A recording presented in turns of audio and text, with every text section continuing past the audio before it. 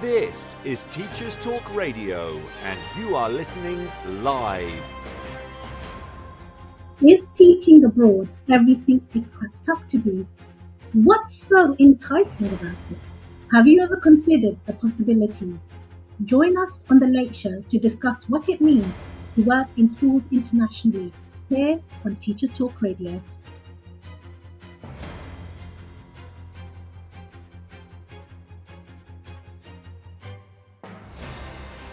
This is Teachers Talk Radio, and you are listening live.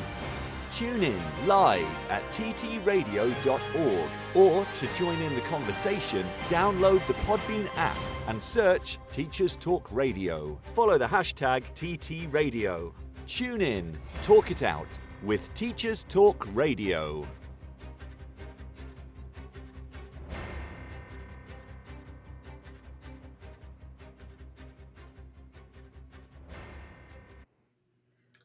Good evening, everyone. It's a delight to be here on such a warm evening. I think we've been incredibly lucky with the weather. Long may that carry on for us. It has been an intense week. I almost feel like I've forgotten myself. I've got a million tabs open in my head. But it's so good to be here because I always find our sessions really grounding, Nazya. So I'm going to ask you, how are you? What's the latest this week? It's been a hectic time of the year, and I think I can say that for everyone in education right now. I know you've had a hectic time, and you don't want to talk about it, do you? No. I feel we're all engrossed in washing up things in readiness for the much needed and deserved summer break. I've engaged in some coaching, and I've been facilitating on the MPQH and the MPQSL, which I always enjoy and feeling invigorated by. However, it's the work has been taking its toll, I think, and I think I'm really ready. I'm ready for the break. Can I have it 3 weeks early, please? So today on our show, it's for anyone who's interested in actually teaching abroad. Have you ever wondered what it's like to teach in other countries? Yes, I have. I think we all have in some shape or form. So let's get started after the news. Imagine having your own instructional coach available 24/7. Now you can with the Teaching How-Tos platform. This highly personalised social platform empowers busy teachers to learn and apply evidence-based teaching techniques, either independently, working collaboratively with their peers, or with our new AI assistant. The platform features over 160 visual guides to teaching techniques, designed to help you quickly and easily implement high-impact practices that boost student engagement and improve learning outcomes. Join over 200 institutions worldwide that are elevating their teaching practices with the How-To app. No gurus, just practical support anytime you need it. Interested in finding out more? Visit teachinghowtos.com and register for our next webinar. Empowering education with Easy for You, where innovation meets accessibility. Our subscription-based offering not only equips schools with cutting-edge devices, but revolutionizes the learning experience by eliminating financial barriers, streamlining support, and embracing technology. We're not just providing tools, we're shaping a future where every student can thrive, unburdened by limitations. Easy for You, transforming education, one device at a time. Find out more at www.easyforyou.school. This show is brought to you in partnership with John Catt Educational, publishers of professional development books and resources that support great teaching and learning in schools around the world. Don't miss out. Level up your professional development today and visit johncattbookshop.com to explore the full range of titles. Use the code JCTTR2425 for 20% off your order. Happy reading. Hi teachers, we're Apps for Good, and we give schools like yours free introductory computing courses. Our courses are for everyone, including those who aren't computing teachers, and they're fully equipped with resources mapped to the UK computing curriculum. Independent learning is central to our courses. Your students will develop essential and digital skills by working in teams to create prototype apps for good. We'll even connect you with industry volunteers to give real-world feedback. Let's empower every young person you teach to shape their future with technology. Speak to us at www.appsforgood.org. Hello. It is wonderful to be back here talking to May, and we're going to be thinking about an educational practitioner who does not live in the UK. So we're really excited to have you on board and to hear about your experiences, but also to enlighten and inspire all international practitioners, and to get our conversation going. So without further ado, it would be lovely to have an introduction from yourself, but also for you to talk us through your educational journey as a practitioner so far. My name is Maymuna, May for short, and I have been in teaching for the past, straight after uni, so 2020, no, not 2020.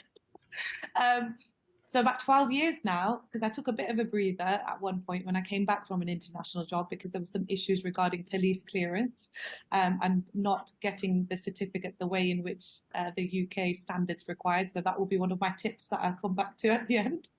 But yeah, I've been in 9 schools, 4 international and 5 UK inner city schools, and 2 of them have been an all girls school, which again, at every organization and at every point that I reached, I wound up growing, developing, and sort of amalgamating the best parts of these organizations that I had the pleasure of working for, and to inform my own pedagogy and inform my practice in terms of then taking it internationally. So I've worked in Saudi Arabia and Jeddah, and now currently in Riyadh. Last year I was in Panama. That was a very different curveball altogether because I've never visited Central American education in that way.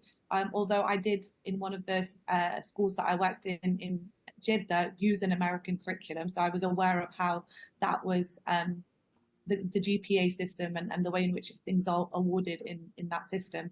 So I've worked with American IB and the British Key Stage 3 IGCSE and GCSE A-level system as well. Lovely, super. Oh my goodness, you're a woman after my own heart, seriously, traveling all these countries. Before we move on to travel, because I could easily talk about travel for ages to anyone, let's find out about what hooked you into becoming a global educator, because that's the way I perceive it right now. You're all over the place, aren't you? Yeah, exactly. I mean, to be honest, if you asked me what I wanted to be growing up, I was totally engulfed in Indiana Jones, the Mummy, you know, like the librarian doing all the research. You know, I actually went for a job at the museum at one point. I think this was probably a year into teaching, where I was like, I've had enough. Like, I want to go into and reside with artifacts and book research and stuff. But unfortunately, I didn't get shortlisted. So I continued and sort of wound up finding my peace in teaching. I had set about very early on when teachers used to talk about careers to me, I used to be like, I don't know, but I'd like to help people. And then as I got older, I was like, oh, I'd like to help children because I find them to be the most rewarding in terms of open to wanting to be flexible. And that was something that I found as I was growing up, developing this inflexibility of how things have to be. Coming from a South Asian background, you know, there's certain rites of passage that are sort of cultivated within your earlier years. It is the hardest to unprogram, and the only way I have been able to unprogram, and it was not easy, was through several personal development courses that I did in order to really question the matrix with which I was waking up every single day thinking, hang on, my life does not look like anything like that, like my family members, or, you know, the cousins that, and, you know, my aunties, and like, you know, have I done something wrong? There must be an error that I've made, you know, because it doesn't look the same, or doesn't even, you know, I don't want to be this rebel, right? I didn't set about being this rebel, but somehow I'm not living the way in which I can see mirrored in within my most immediate circle. And I found that international teaching gave me a peace in finding other people who were living outside of what their immediate, you know, their inherited tribe was. I found that their voices and their experiences, I found a common thread. And it gave me hope, and it gave me more flexibility to explore and be curious about why my life is the way it is, and how I've made conscious and unconscious choices to get where I have gotten. So that first job that you went for, the first international job, when was that? How far into your teaching was that? That was 2010, and it was totally based on a personal I mean, I don't want to call it a tragedy, because it's a personal awakening, right? Because at that time I would have called it a tragedy, but it was a personal awakening, because I was about to get married and tick that box, and unfortunately the wedding didn't happen because of other reasons which we won't explore at the moment. But it got called off such last minute, and, you know, coping with the fact that, now not only are you the one that's not married in the family, you're the one that's called off the wedding. So big sort of standing out and not being comfortable with that. I spoke to my parents and I said, you know, I need some time to, you know, to de-stress. Let me look at another job in another place. And because I had family in Saudi Arabia, my parent, and it was a country that was Muslim, my father was more okay to say, okay, we'll get back to that. And then when I found the job, they were like, yeah, like, sure, you're gonna go. And then as the days rolled on, because I didn't actually wind up finding the position until later on that academic year, because I was really struggling to find a place in the UK as well itself, because history jobs are not easy to get. Historians love their jobs, and they, you know, become an artifact of the school. They won't leave very easily, right? And then even though I had some business teaching experience, it was just that the climate of the UK job market, and I wasn't prepared to move inside the UK, because I just didn't think that life existed out of Leicester at that point in time. So they approved the Saudi Arabia, Jeddah, because I had my dad's side of the family, some of them were in a very local city, Makkah. So my dad could still, you know, visit and check in on me.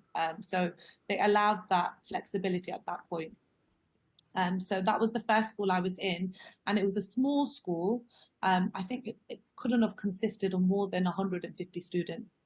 It was a double layered school, it had a national curriculum, which was Saudi, but the other side was the international curriculum, whereby students were going to be doing the IGCSEs, and it was based on pay. So this was my first exposure to private schools and how private schools operate. And obviously, if they were prepared to pay more, they would be enrolled onto the IGCSEs, and the classes would be smaller. And, you know, if they were on the national system, some of the classes had American SATs, and I still remember the head teacher saying to me, "You speak English, you can teach American curriculum." I was like, and then they just passed me an American SATs book and just expected me to teach this to non-native English speakers. But, you know, I did it, and, you know, I won them over, I realized, by showing an unshakable respect for Arabic culture, and making them very much believe that their own language has strength and has a history to it, and is worth the respect. It's just we're learning English to support your chances for the future in terms of if you want to work, you can, apply to multiple organizations that are international. But also if you're choosing to not want to work, you're going to travel to these European countries. English is spoken widely across the world. From that angle, I was able to win them over, as opposed to trying to impose this view of, this imperial colonial system where you have to speak a colonial language, right? Because it is the best or whatever, that kind of superiority. That was not something that these children and any child, wherever you're going in the world, is going to respond to, if that's the view that the teacher is imposing on them. That's so fascinating. And I think I love the journey around how you were able to take what was happening in your personal world and think, I've got choices and I'm going to choose to grow, but within that heal. And I think there is such value in that, because actually it's human. It's a human response. It's what we should be allowed to do, and feel that we shouldn't have any judgment around that. So first and foremost, huge respect for that. Secondly, thank you for sharing that. And I think that holds so much respect, but also it also gives us insight in terms of your own values and how you embed that within your practice. And as a historian, and you're quite right, I think about, as you're speaking, I was thinking about my teachers, and actually history is one of my favorite subjects. And I enjoyed it because my teacher was so infused and brought so many nuggets of like key things that happened, but made it really fun and relatable.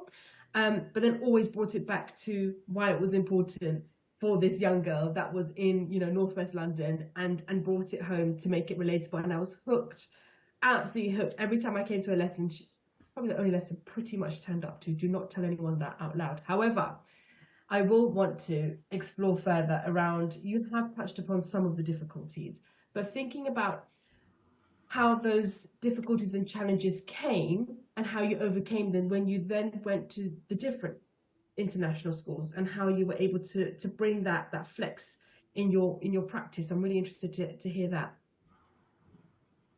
So in terms of, being an ethnic minority in England growing up, I was very fortunate. I grew up in Leicester. So when people called me an ethnic minority, when I was in school, that was not the case. I could not see myself as being a minority, right? Okay. But then understanding where that term comes from, right? In terms of being a minority in Europe, history is the thing that gave me, like the golden ticket to understanding world and understanding, it's a matter of perspective. Whose perspective or whose hat are you wearing? Because I didn't choose GCSE history. I chose it at A level, and the thing that got me into it was the injustices experienced by Black people in America. So it was the civil rights, the emancipation journey of Black people, coming to a point where they were equally treated, well, quotation marks, equally treated as citizens, from 1965 onwards, right? And I didn't understand why that appealed to me, as a 17-year-old British Asian, growing up, because obviously I was experiencing these invisible injustices, and I couldn't put the words around it, to wrap around it. And anytime I was having these conversations with my siblings, I could sometimes see some overlap. My parents didn't get it. My father, bless him, he used to say, because he was there, during the upheaval in, I think it was, I can't remember off the top of my head, but it was the 60s, the bashings that took place between the South Asian community and the white working class. Like, he was there. So that experience traumatized him so much that at that point where I grew up, where he would be saying to me, this country's going to kick us out. We need to keep a connection in India, right? And, that then exploring myself as a British Asian, going to India on every summer that we used to go to. But then we experienced financial difficulties, which meant we had that cutoff from being in a majority country where people looked like me, wound up having so many implications unconsciously, which then were brought forward in this teaching industry that I went into, because that is where all these difficulties and challenges that I had already faced unconsciously started to come up at the forefront, right? And the difficulties are, you can label them, right, because they're all under the Equality Act, the protective clauses that have come about with, the 2010 legislation, which is the classism, ageism, um, racism being split into two parts, skin color, and then you've got country of origin, and then obviously it's gone now even beyond that in terms of having bigotry for people with different accents and things like that, right? Like that education then totally affected me in terms of then when I was teaching citizenship and what it means to be a citizen in England, and how does that look then internationally, and how my study of things that I had done out of personal passion then started to come up in the very legislation that the country was going under. But people weren't ready to hear it. People started, the first response was, oh yeah, sure, kind of a thing. Yeah, okay, everybody's experiences injustices and stuff. But really looking and working and collaborating with those people that were buying into it was very difficult, right? And I went to a women's international, I went to a women in education, what was it? It was a day. And that was for the first time I saw women of color from lots of different backgrounds in high senior roles speaking about their journeys authentically, and the common thread being the sexism and the racism that they had experienced, and also the lack of acceptance of neurodivergent thinking, that they had been labeled as, oh, you don't really draw attention, you're not really loud, right? You don't look like a leader, you don't speak like a leader. And how that allowed them to develop the grit to push forward. They could have seen it as, oh, okay, then, I'm going to give up. But no, they pushed through, and hearing other people's stories of grit and, their small t traumas from the workplace really helped foster in me this confidence that, oh, we all go through these passages, right? And what that should be allowing us to do is to think, right, is this the right place for me to be in? So have I reached my maximum, or is there room for flexibility here, right? Okay, or no, this is just one person, it's not the whole establishment, this one person doesn't represent the whole of the school environment. So critically reflect and evaluate your journey, because you get to decide where you work, right? How long you work there for, and how much of yourself you put into there. And that flexibility I've taken on, and that women in ed talk was in 2016, and it's left a lasting impact. It was the one conference I went to, but I know they have a book as well, and I've been reading parts of the books and talking, and how basically reading, confirming these facts with other sources that I've been reading, which is women will wait for 100% to fit the job description, and or 90% of it before they apply for a position, whereas men, even if they fit 30-40% of the criteria, they see the next job opportunity for them to grow into. They don't see it as, oh, I need to be there already. So why is it that men and women are receiving different job advice, or different job advice when they're going for these jobs? Why aren't women seeing the same thing, which is, so if I'm excited and passionate about this job, even if I don't meet the full criteria, let me still go for it, right? Let me still apply and see if I can get through the interview stages and stuff. And it's that confidence that I want to instill in young people today. It doesn't matter what background they're from, to just carry on in what they want to pursue. And if they're not sure what it is, just go with what their gut is telling them at the moment and try things out, right? No time is wasted, right? It's all going to help you. And you might come back to it later, right? You might realize, hang on, this is absolutely not for me, right? Like, this school is absolutely not for me, right? And that therefore you will move on, and have made one, will never need to make another decision regarding that organization again. Oh, this job has come up in this organization. Oh no, I already applied there. I didn't like it. I'm going to carry on kind of looking and stuff.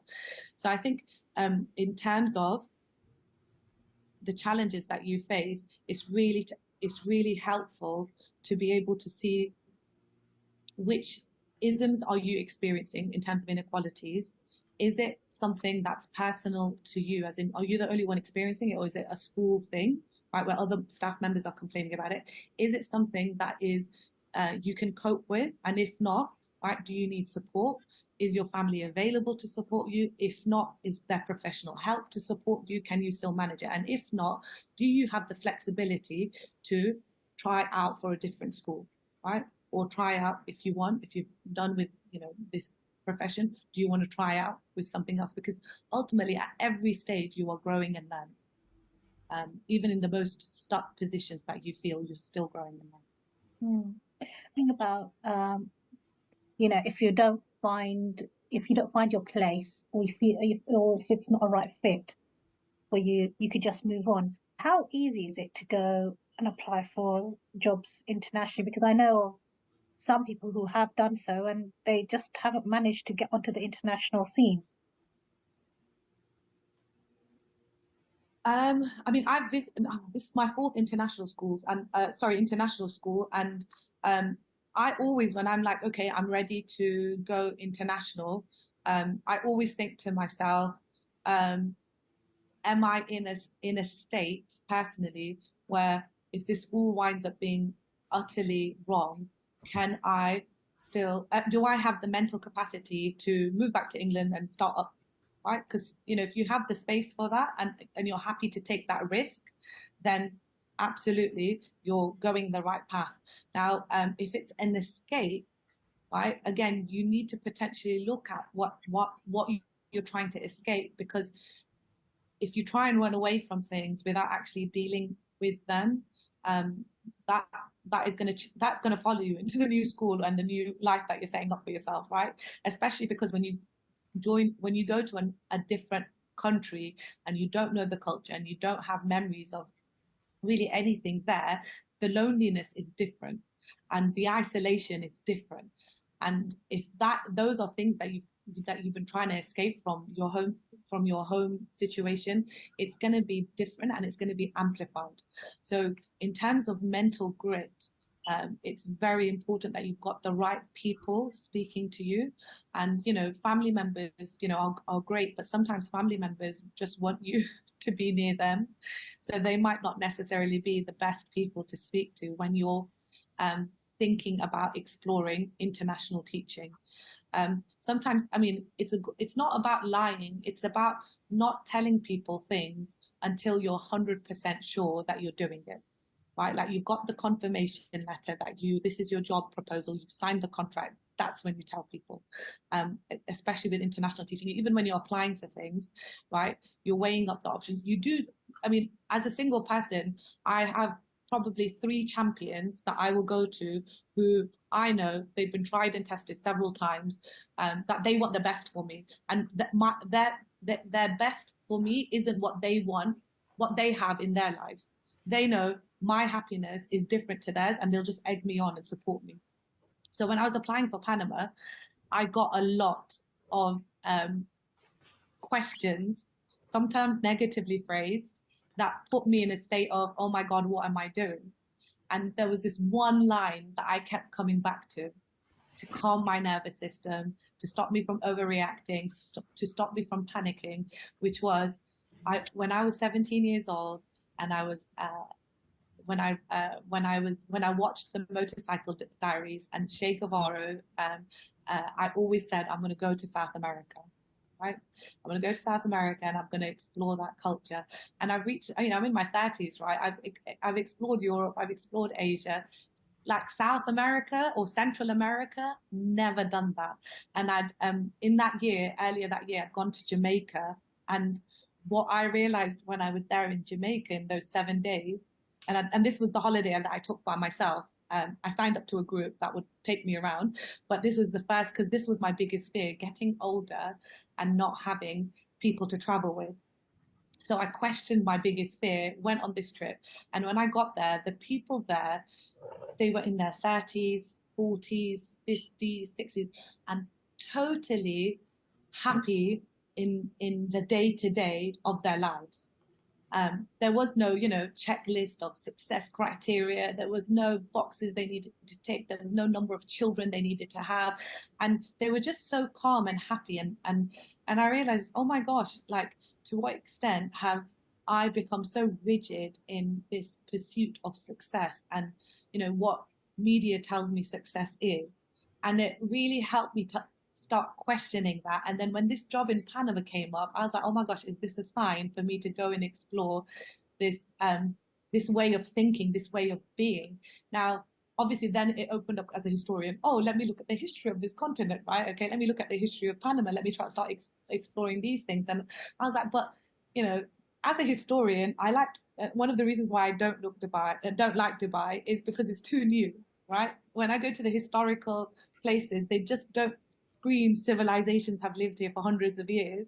So I was like, am I going to feel the same way when I'm in Panama and this and that? And I didn't at all, right? The history, the people, and the culture was just such a melting pot that it allowed another part of myself to come back up, which was that part of myself that was curious. And with that, being, I went there as a humanities teacher that would be promoted to assistant head, but then the director promoted me within 2 weeks to be, well, she wanted me to be principal, and I said that looks too weird on my career profile because it will be, I was lead practitioner of extended leadership to then being principal. That's a big career leap. So I said, I'll be vice principal while you're looking for a principal, and I'll start sorting out the school in terms of its structure. That was a fantastic opportunity for me to really explore a senior position outside of just being in the classroom and having impact in ripples outside of the school, really taking a whole school approach. And that was in itself fantastic to explore. So coming back to the question, which is, how do I practice my flex? It's about having unconditional respect for the cultures and communities and the neurodiversity that exists in that place, to take an interest in the country that I'm in and its history, rather than trying to make that country a home for me and my beliefs. I want to be open to receive the best of that country, and also to mix that in with what I have to offer as well, which is an unconditional respect for education in all its avenues. Thank you so much, Meg, for sharing your personal journey with us. We're going to move on to a short break, and when we come back, we will continue this conversation. Fantastic. Imagine having your own instructional coach available 24/7. Now you can with the Teaching How-Tos platform. This highly personalised social platform empowers busy teachers to learn and apply evidence-based teaching techniques, either independently, working collaboratively with their peers, or with our new AI assistant. The platform features over 160 visual guides to teaching techniques, designed to help you quickly and easily implement high-impact practices that boost student engagement and improve learning outcomes.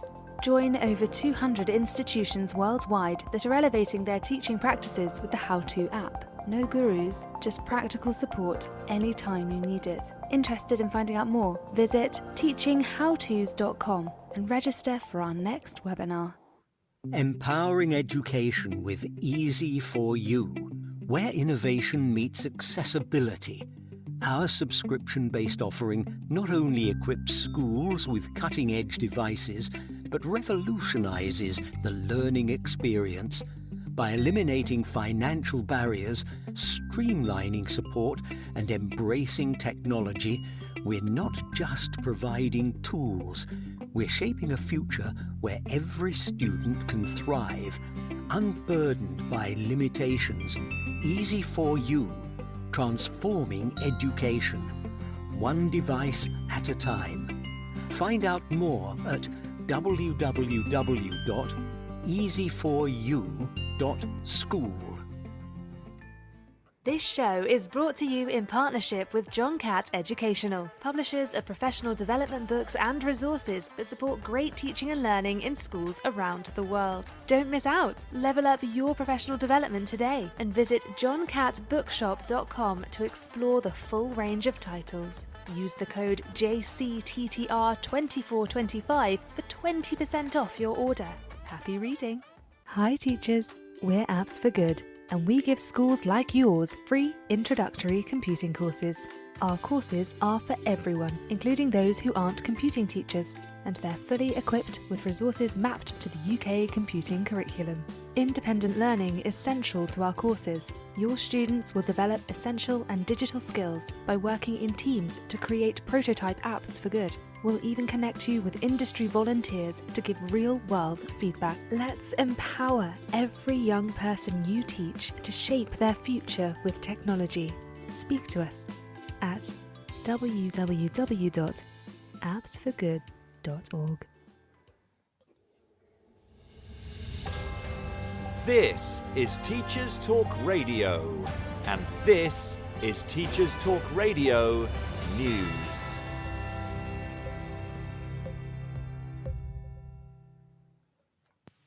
A lack of maintenance support is creating a two-tier higher education system, says a report in The Guardian. More than half of full-time students are working long hours in jobs to support themselves at university, according to a survey of UK undergraduates conducted by the Higher Education Policy Institute. The survey of 10,000 students found a record 56% had paid employment and were working an average of 14.5 hours per week. Experts said the lack of maintenance support was widening the divide between students who need to work to survive and their better-off peers who are free to concentrate on their studies. When combined with time spent attending lectures, classes and other study, students with part-time jobs are averaging a 48-hour working week, with some completing a 56-hour working week during term time. The average working time for adults in full-time jobs, according to the ONS, is just 36.6 hours per week. Higher Education Policy Institute's Rose Stevenson said the traditional model of higher education, with undergraduates studying full-time away from home, was becoming unattainable, and maintenance support would need to improve in order to support students with the cost of living. According to research, the cost of living crisis abruptly flipped the proportion of students mixing paid employment and full-time study. Before 2021, roughly two-thirds of students had no paid employment in term time. But this year, 56% of students said they had paid employment and were working longer hours than students in previous years. Three-quarters said this was to meet their living costs, whilst 23% said it was to give financial support to families. 80% of students who had been in care were working in part-time jobs. The research also explored how working students completed their studies, with more being likely to use artificial intelligence programs and were more likely to view lectures online. Further details of the study and an additional report by the National Union of Students can be found online via the Guardian website. Money is also a feature in an article by Schools Week. It focuses on a response to a Conservative pledge to protect pupil funding in real terms. According to the Institute of Fiscal Studies, this could lead to the biggest school budget reduction for 50 years. The Conservative manifesto contains a promise to protect day-to-day school spending in real terms per pupil, but the IFS said this would work out as a £3.5 billion cut. This is because pupil numbers are due to fall by 400,000 by 2028. Meanwhile, Labour launched its manifesto with many media outlets covering its pledges on education. The National Education Union General Secretary welcomed the party's commitment to education, but said the proposals contained no indication that education cuts would be reversed. The NEU also expressed concern that Labour's pledge to recruit 6,500 teachers does not go far enough. The NASUWT union also commented on the recruitment pledge, saying it must go hand in hand with tackling the cause of the teacher retention crisis. Manifestos for all parties who have published them are available online. Away from the election, the BBC reports on an experiment undertaken by 10 teenagers from Salford. The teens swapped their smartphones for basic devices that could only make calls or send texts for a period of 5 days. The detox was run as part of a BBC project looking at the smartphone habits of young people. The report covers the positive impact the detox has, as well as the negatives. One of the participants dropped out after just 27 hours because not being online was really stressful. Some, however, found it liberating, as well as helping with sleep and engaging more with friends and family. Full details of the experiment and the responses of participants can be found on the BBC News website.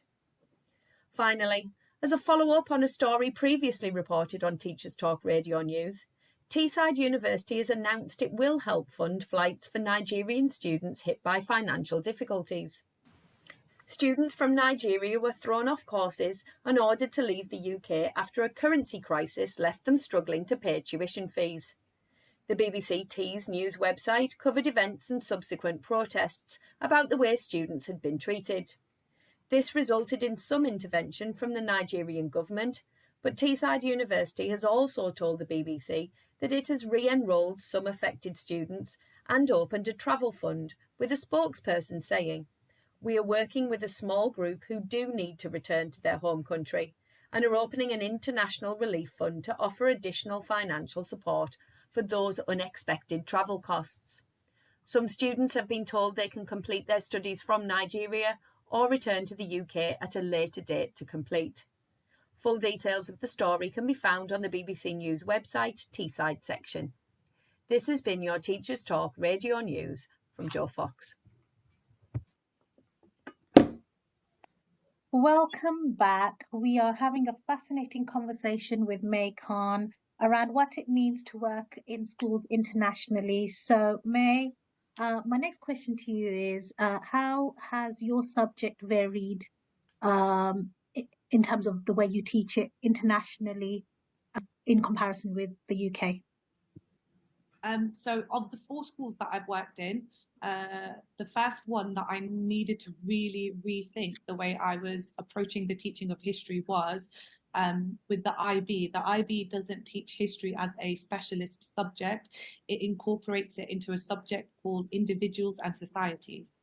And adapting to the IB way of working was something completely different because there was so much freedom in what histories I could teach. And I've never come across that at all. Having used the British education system, is very much prescribed in terms of the units of study that are taught. So having that freedom was, to begin with, for me, suspicious, right? Then it was, oh my God, there's too much history to cover. Where do I focus?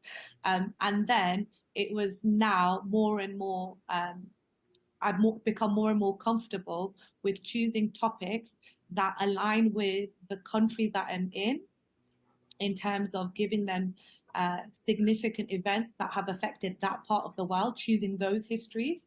But then also, if I'm struggling to get enough history, like for instance, where I was in Panama, that Panamanian history is available in Spanish, and they already do Panamanian history as part of the curriculum with their Spanish teacher. So then picking up on then European history because of colonialism in that part of the world, but not going at it from the British perspective, because Panama was heavily influenced by the Spanish imperialism. So that meant revising my historical knowledge of Spanish history. Frankly, I didn't realize how much, the extent to which Spanish imperialism affected that part of the world, and how much I was drawn to a blank when it came to my understanding of Central and South America, because I very much did American history. So in that way, it's had me going back to the books and revising my knowledge, updating my knowledge and understanding, and taking an interest in what the students are talking about in terms of the news that is coming up, because I can always go back to again, for me, like I said, I always, when I'm struggling to think, okay, what topic should I teach them, and what can students find meaning in, I always find that the Equality Act I can always come back to, because neurodivergence, the history of how people have been treated in terms of neurodivergence is fascinating, and you can use that as a case study in one part of the world, but making it very clear to them that the history of this part of this thread will look different in your country, right? But unfortunately, the sources aren't available for me because I don't speak the language to be able to teach it you. So I'm going to go with a case study where I can access the evidence to teach you with. Because the worst part is obviously teaching them through a lens of, we're doing British history because you're in a British school, and because I'm from Britain, and that kind of approach. Teaching them, if that means me going away and doing more learning so I can teach them, that I would rather take that load. In terms of how the classroom looks, it's very important for students to be able to understand the expectations of behavior, and it doesn't matter which country I am in, because my practice is trauma informed and neurodivergent sensitive. I have the same expectations for all students when they're coming in, for them to be completely silent, them getting their book out, them getting a pen out and writing the date, writing the title, and being ready for learning. And that is something that, for some of them is a great shock, right? Especially in like a private school environment, because they're not used to, strict methods of learning. But as the year progresses and as they see progress in their marks, and because I am writing the assessments for them, because that's how the American system works, and I will always use the same numerical figure, like it will always be out of 20 or 10, so they can trace their own progress, and that they understand that, a beginner learner profile isn't something to be embarrassed of, because if I were to go into a Spanish lesson, I would be a beginner as well. It's not an indication of intelligence. Intelligence isn't fixed. And for them to understand that we all have areas where if we want to progress, we're going to have that growth mindset. We have to put that time and effort in.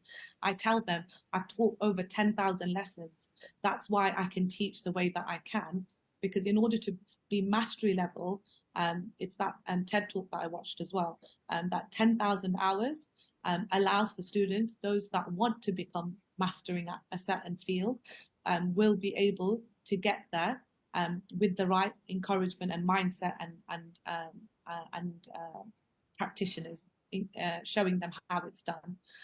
So it's, for me, the practice in the classrooms is all about breaking everything down into episodes. So once they come into the classroom, they're ready to learn. There's a simple task on the board for them to do. Again, the teacher isn't talking either, because again, they've just come from science, they've come from English, they've come from a different learning environment. So getting them into, a state of calm, are ready to learn history, or ready to learn global perspectives, or ready to learn individual societies. These are the different things that history comes under internationally, is very important. And based on the English level of the class, because you can get the CATS data, their reading age and all of that, the tasks will be, everything on the board will be no more than 3 things, right? Because we don't want cognitive overload. And it will be something that everybody can do in the class. So therefore, there's that sense of a bite-sized achievement for everyone from the moment they walk in. It'll be, unscrambling a keyword.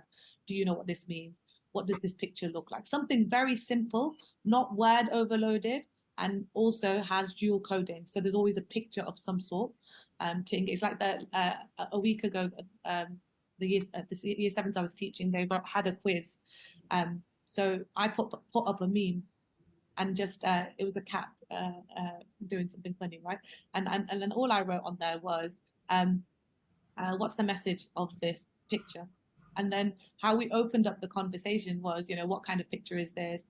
What's the message of this picture? And, pulling out from something that's relevant for them, that all students can do, is fundamental to getting that win at the start of the lesson. So when the lesson, as it progresses 20 minutes, 25 minutes in, and it's becoming harder for all students to access the learning, they still feel a sense of achievement because they have managed to learn something from, or take something from your lesson, or practice something. Because I will make sure that there's a verbal practice where they can engage with their peers or their groups in terms of a question of some sort. I'll use videos that have and put subtitles on there on purpose to make sure that all students who are as proficient in English can still access something. Just really making sure that the lessons are wholesome and all students in that class can take something away from the lesson. But everything is episodic, right? Episode 1 of the lesson, this is everybody can do. Episode 2, and then always coming back to a consolidation of some sort, and giving them small incremental assessments for learning embedded in the lessons, where they don't feel pressure. Like I give them spelling tests, a lot of them in these in the lower year groups, and a lot of them panic, right? Because they think, oh my god, a test is coming on my final report, because a lot of them are coming from American systems and they think everything is going to impact their grade. So explaining to them that every single thing isn't about a grade, it's about, are you learning, right? And the spelling test, once I've given it them, I get them to assess their own work, like making it very clear to them that it's not about who's getting the higher marks, it's about noticing where you can spell things correctly, and also, do you know then what the word means, right? Can you put a picture to it, right? Can you then use it in the context of history, because it might mean something different in another subject, and building it up slowly to the point where students, by year 7 right now, are using the word anthropomorphism in their lessons when we're talking about African history. So it sounds like as though there's a lot of practice that is quite commonplace within a UK classroom. You're kind of utilizing those similar kind of strategies. Is there a lot of focus on evidence-informed practices as well, do you find? I would say internationally, in terms of what my pedagogy is very much informed by the training that I've been given in England. In terms of the education setting of the private schools I've worked for, it's been a mixture of, the continued professional development that's been in place. But a lot of them are connected to sister organizations in the UK. So the training can be very much a repetition or an add-on to things that I've already come across in previous training. One of the most powerful trainings that I have received is the ACEs training, the Adverse Childhood Experiences training. That's been a game changer in terms of when I was VP at Casco, which was developing a pastoral system that allowed for support in that part of a student's well-being, because those sorts of experiences, how can your teaching staff be sensitive to that, but then also not then treat that child as a victim, and then it becomes a self-fulfilling prophecy. To have that sort of I like to think of it as being in a radio or a music what's it called, studio, and at times you have to amplify, and then sometimes you have to reduce it, and then push up the tempo or the bass and stuff. You have to keep moving and flexible. Whereas, and the thing is, at the start of the year, you have to lay out your workshop, right, of how you're going to do this, right? And the students will test you, no matter whether they are international or not. They will test your limits. And so long as you are consistent and proportional, right, and you in the background are developing those relationships with those students. Interesting. So much there. And I like how you weave all of your practice and how you bring that into the classroom, but also how you spoke about things on a holistic sort of point of view in terms of leadership and what that looks like whole school scale. So you brought it right down to what that feels like for a young person using your ACEs training and your understanding around that, but also what some strategies in the classroom and how you share that on a wider scale. That's really, really informative. So with all of that in hand and all of the places that you've been to, the learning that you've gone through, the real exposure to various cultures and settings, which has been incredible. I mean, I'm not sure if this is a valid question, but what's next for you and your work? I feel like you've done it all plus more already, but hey, who knows? Tell us what's next for you. So right now, I'm kind of just keeping a low profile. I mean, I'm in a 2-year contract at the moment, so I've got 1 more year left. I'm happy with Saudi Arabia, and it will be a home for me. And in terms of my life mission, I want pockets of home all over the world. In terms of my passion for leadership in education, I would love to contribute on a national scale. And I was looking at this program that my sister sent me, which was that they're actually starting it in September. But it means that if you get approved and you're going to roll it out, you have to be in the UK.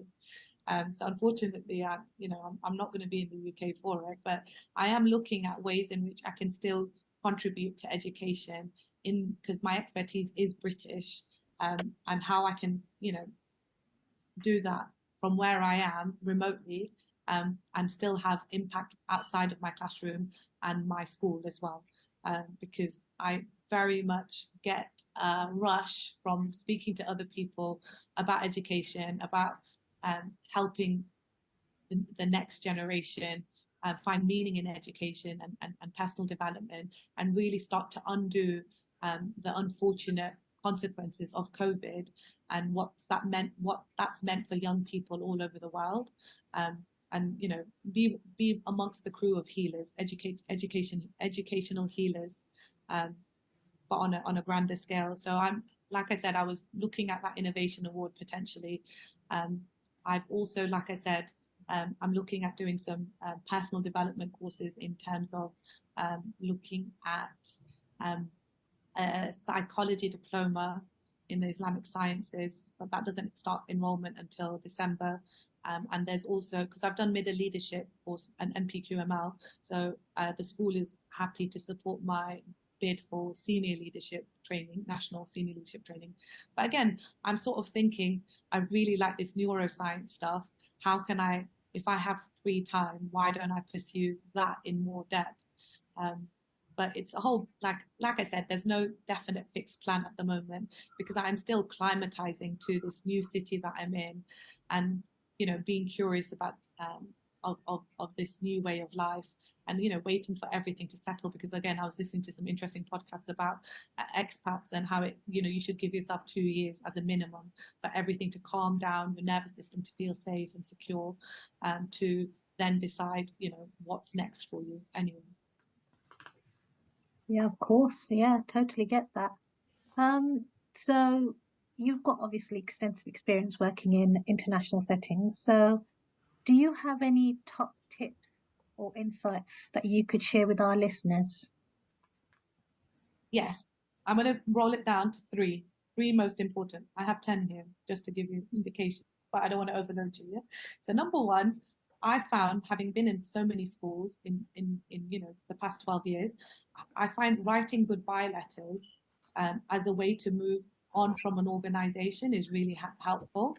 As in, and always doing it in a positive lens, and any mistakes you've made, you put them as things to remember for your next organization.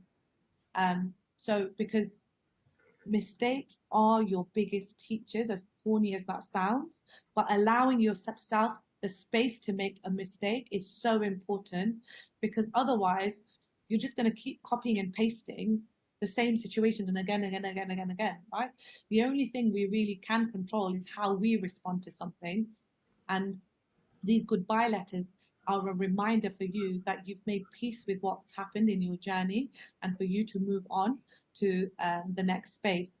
The second tip I would highly recommend is, especially with international organizations, because of that, because you're going to be in another country, when you see people that are from your host country, you're going to automatically have this association with you. But unfortunately, not all these people are your friends, and they can quickly turn foe.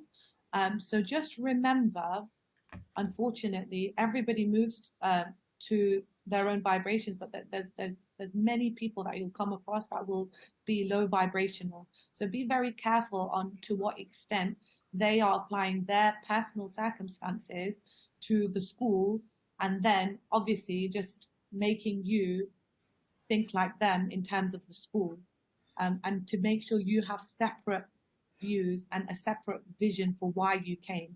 In fact, I find that, like I said, when I was moving to Panama, I had a mission statement, which was, I'm fulfilling the 17-year-old version's vision for being in this part of the world. So that when anyone would potentially say anything negative about X, Y, Z, I was like, yeah, but I'm living my dream, right? This is what I wanted. And I've not been here long enough to make that decision about whether I need to go back to home, kind of a situation. And the third one is always remember, right, to take out, to dump, to dump out all the nonsense from your previous workplace, right? Like put it on a paper, burn it, do whatever you want to, right? But get rid of the negative experiences that you have encountered from your previous workplace, but like make sure you're not carrying that and then just putting it onto the next workplace, and like you've processed it and you've given yourself enough time to let it go, because it does not serve you at all. But what you can take away is, oh yeah, this person, I've encountered one of these people before. There, how did I deal with it? Well, I reacted then. Now I'm not going to react. I'm just going to think of them as that person and just carry on moving forward, right? So those are my top 3 tips: writing goodbye letters, being careful of the friendships that you form immediately, that you choose carefully. You take, and it's the hardest thing, to take a step back and observe people's values, but people will show you who they are. And as Oprah says it, believe them when they're showing you who they are, right? Don't question it and this and that, right? Okay. And the third one, like I said, is dump the negative, right? Dump it. Take big laxatives, get rid of it, right? Because you're the only one that's going to carry that around, right? And have to reap the negatives of that situation, right? And one that's very easy to do is download the Action Happiness calendar that you can find online, and put that up in your classroom. I mean, I like to share it with my students, but they're all bite-sized actions that you can take on a day-to-day basis that helps you practice the feeling of happiness, and understanding that happiness is a feeling, it's not a destination. So that when you do it, what you'll notice is you'll be able to impact the people around you, but also you're going to help the students to see that as well. So Wow. Thank you so much, May, for your insights, sharing your personal journey. It's actually been really fascinating to hear, the ins and outs of what you've been through. And in a way, you've kind of woven your own vision and the view and the perspective that we all have around what possibly international teaching is about. So that's been really, really insightful. Krupa?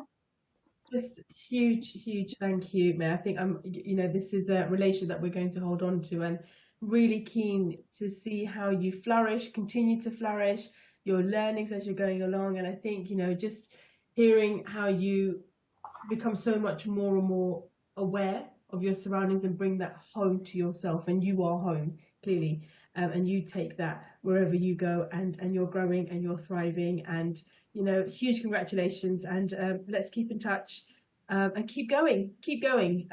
So take good care. Thank you for joining us today. Thank you. Take good care. Imagine having your own instructional coach available 24/7. Now you can with the Teaching How-Tos platform.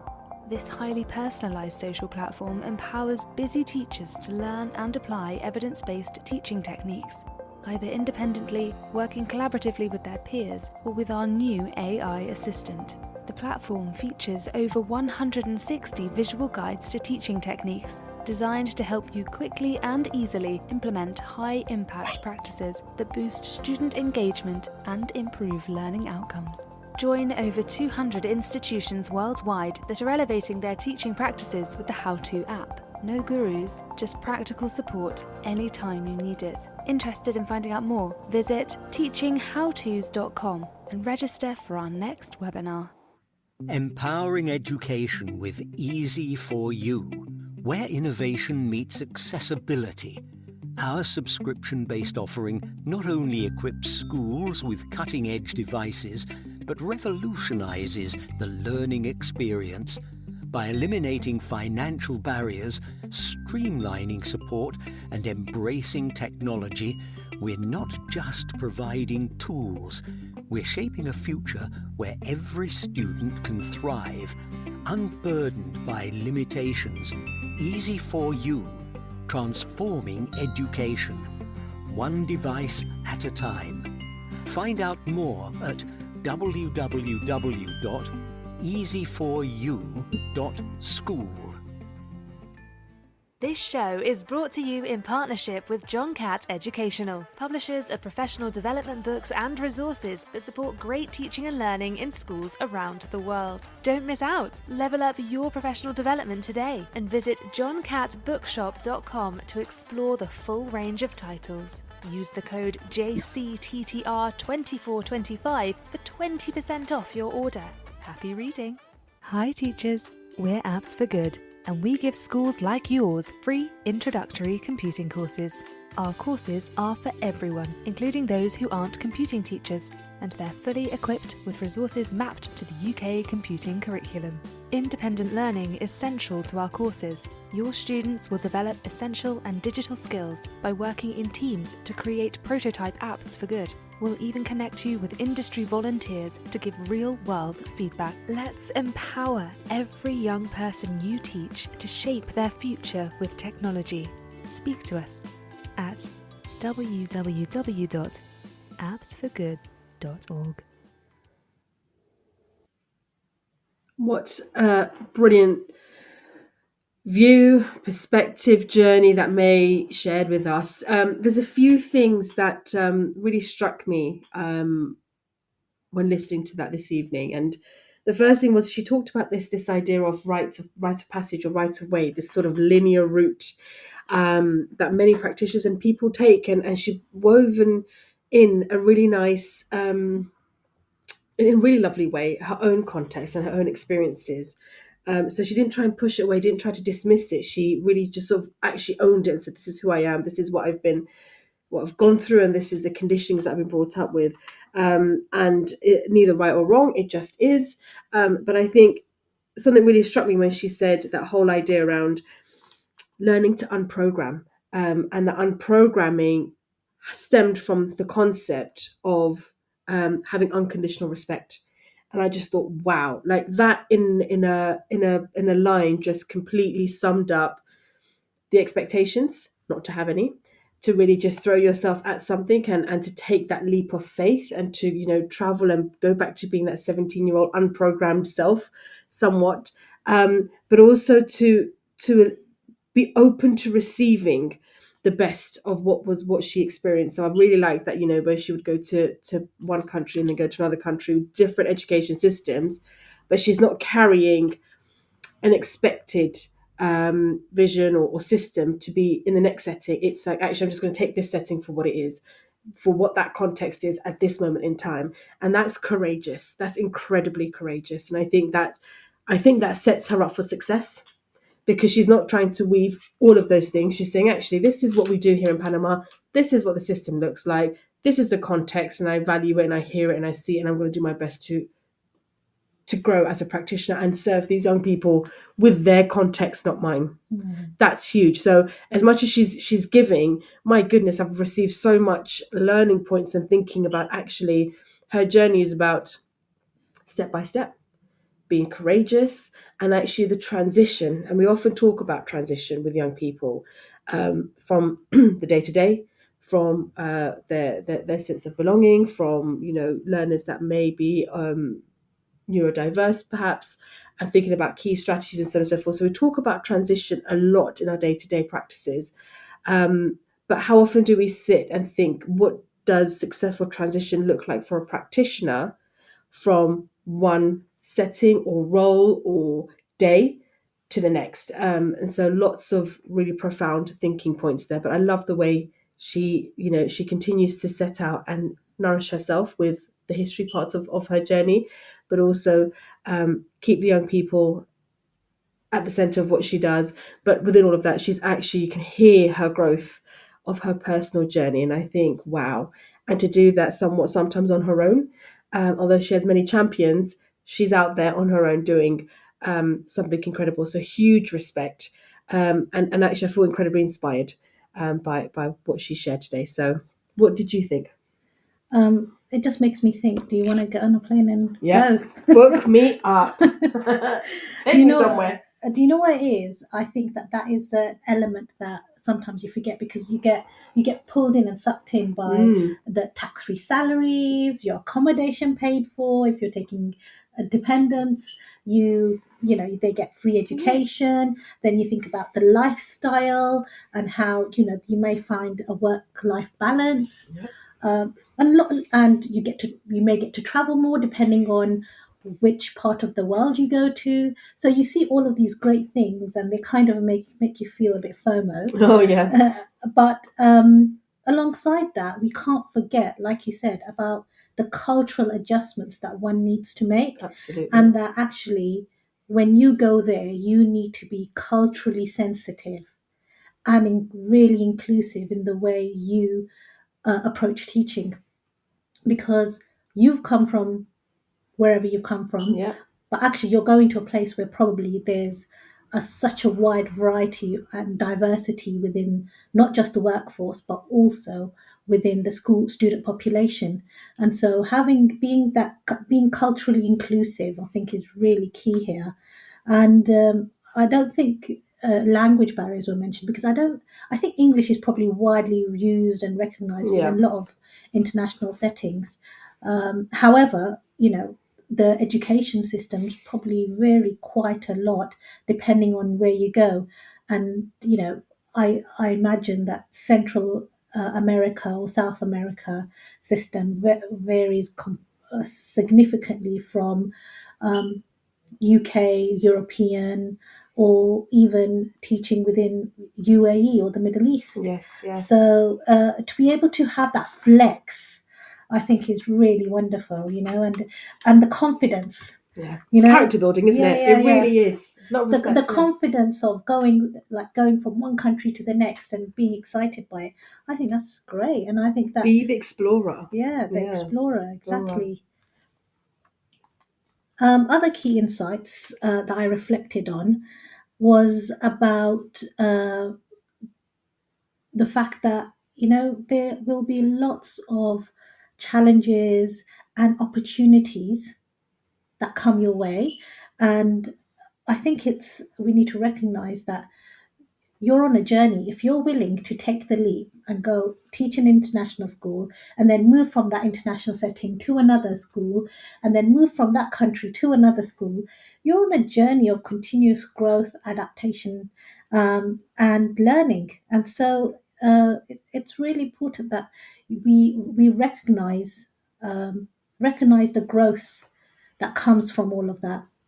So friends, we're going to be leaving you soon. Krupa, do you have any last words of wisdom? No, I think from the beginning of our conversation, I talked about having several tabs open in my mind and it being incredibly hectic. I now feel grounded and inspired, and I feel that there is lots of nourishing thinking, feeling, and thinking about journeys differently. And I like this idea of transition. I like this idea of, unprogramming. So I am going to actively find ways to slow down and to really think about what is it that I'm holding on to and why. But it will be here. It won't be abroad, unfortunately. But maybe one day. Not under the sun. No. By the beach. No. Looking out at the blue ocean. Over the holidays, possibly, I'll be away. How about you? I think let's continue to foster curiosity, Let's continue to nurture potential and inspire change toward a brighter future. Absolutely. Couldn't have said it better. So enjoy the rest of your evening, friends. Until next time, take care.